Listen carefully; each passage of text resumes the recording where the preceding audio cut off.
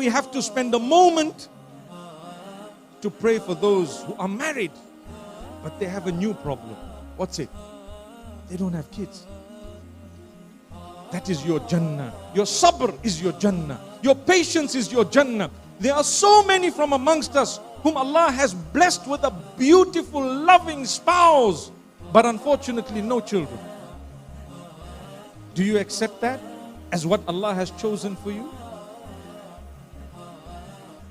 Accepting what Allah has chosen for you does not mean that you shouldn't try whatever you have to or can medically and other halal ways to get the children, to conceive, for example. It's permissible. You should try.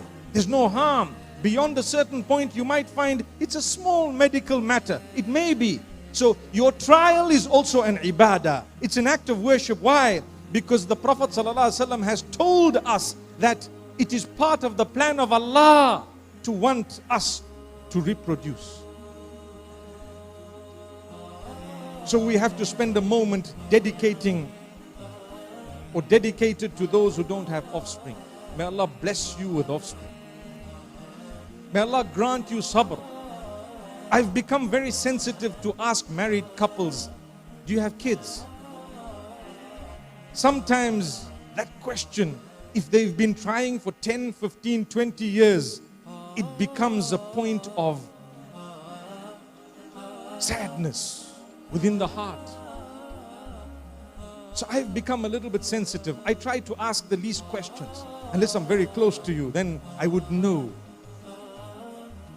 Some of us have been blessed with offspring, both boys and girls. So someone says, how many children do you have? And you might just say, so many boys, so many girls. Can I tell you how many I have? You want to know? MashaAllah, 7 girls. MashaAllah, and 2 boys. We thank Allah for that. We thank Allah for that. I know one of my colleagues, he had a daughter and then another daughter and a 3rd daughter and a 4th daughter and a 5th daughter and a 6th daughter and a 7th daughter and an 8th daughter and a 9th daughter and a 10th daughter and a 11th daughter and a 12th daughter and a 13th daughter, and they were just daughters. MashaAllah. His name is Sheikh Asim al-Hakim. Grant him goodness. You might have heard that name, right? But Allah blessed him. He's blessed. And so are we. When you have males alone, you are blessed. When you have females alone, you are blessed. When you have male and female, you are blessed. And when you have neither male nor female, you are blessed in ways that perhaps you have not yet understood. Allah might have chosen you for something far greater. Go out and search. What's the purpose? What is it? Don't be angry and upset with Allah.